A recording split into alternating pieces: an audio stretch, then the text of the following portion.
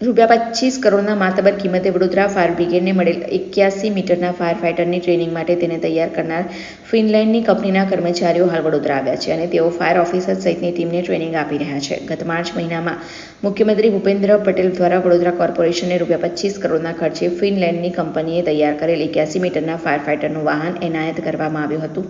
અત્યંત મોંઘું આ ફાયર ફાઇટરની 26 થી 27 માળ સુધી આગ હોલવવાનું કામ કરી શકવા સક્ષમ છે. વડોદરા કોર્પોરેશનને આ વાહનનું નામ ઐરાવત રાખ્યું છે, જે માટે તેની લંબાઈને ધ્યાનમાં રાખી નામ આપવામાં આવ્યું છે.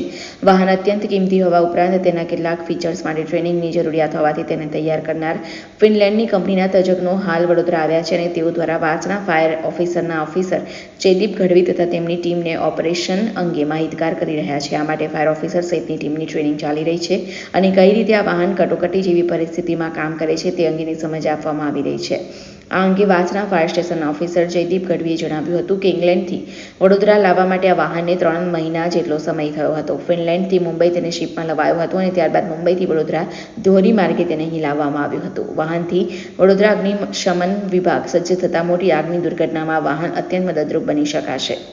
શહેરના વાસણા વિસ્તારમાં સૌથી વધુ હાઈરાઇઝ બિલ્ડિંગો આવેલી છે, તેથી ફાયરના આ વાહનને વાસણા ફાયર સ્ટેશન ખાતે રાખવાનો નિર્ણય લેવામાં આવ્યો છે.